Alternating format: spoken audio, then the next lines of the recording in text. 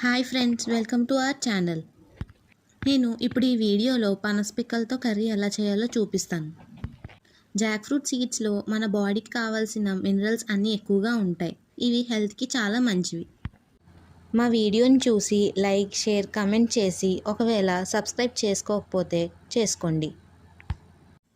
పనస పిక్కలు తీసుకొని అడ్డంగా ముక్కలు చేసుకొని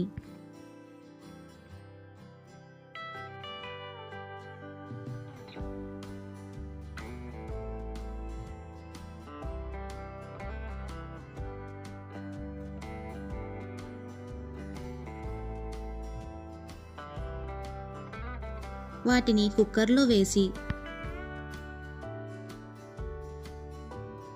ముక్కలు మునిగేలా వాటర్ వేసుకొని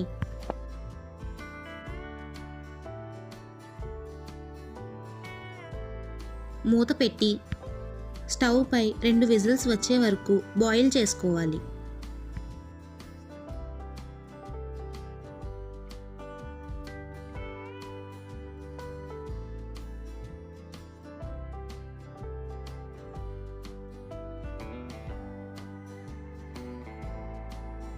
తర్వాత కుక్కర్ మూత తీసి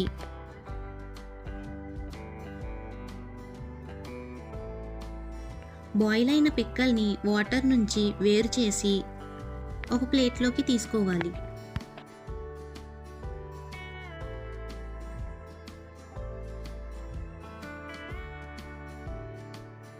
తర్వాత పిక్కలకి ఉన్న తొక్కని తీసి పక్కన పెట్టుకోవాలి.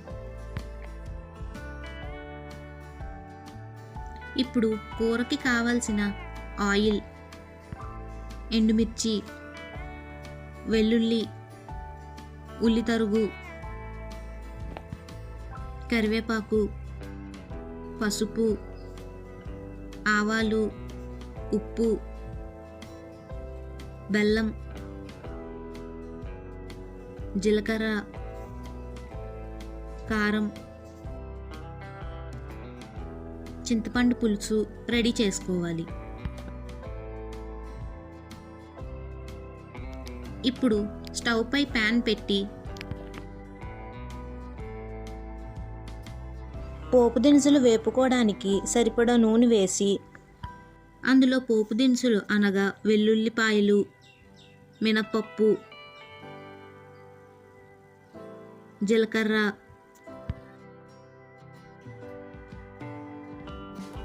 ఆవాలు వేసుకొని వేపుకున్న తరువాత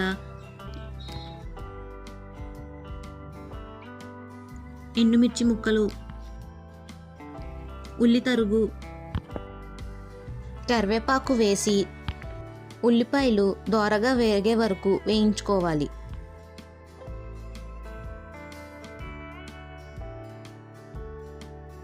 అందులో చింతపండు పులుసు,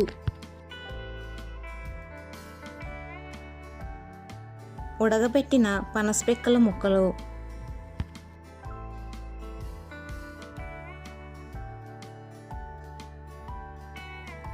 పసుపు,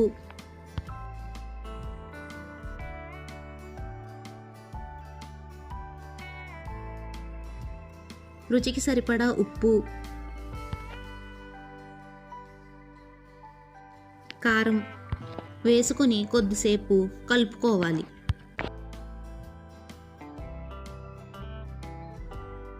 తరువాత రుచి కొరకు కొద్దిగా బెల్లం వేసుకొని తర్వాత 1 కప్పు నీళ్లు వేసుకొని బాగా కలుపుకోవాలి.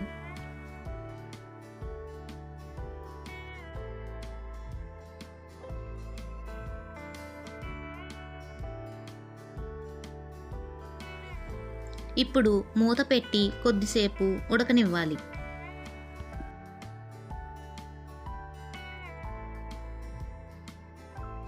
ఉడికిన తర్వాత కర్రీ కన్సిస్టెన్సీ కోసం కొద్దిగా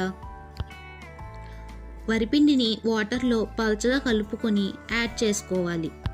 యాడ్ చేసిన తర్వాత మళ్ళీ కొద్దిసేపు మగ్గనిచ్చి స్టవ్ ఆఫ్ చేసుకోవాలి. ఇప్పుడు పనస పిక్కల కర్రీ రెడీ. ఈ కర్రీని వేడివేడి అన్నంలో నెయ్యి వేసుకొని కలుపుకొని తింటే ట్యాంగీ ఫ్లేవర్తో చాలా టేస్టీగా ఉంటుంది.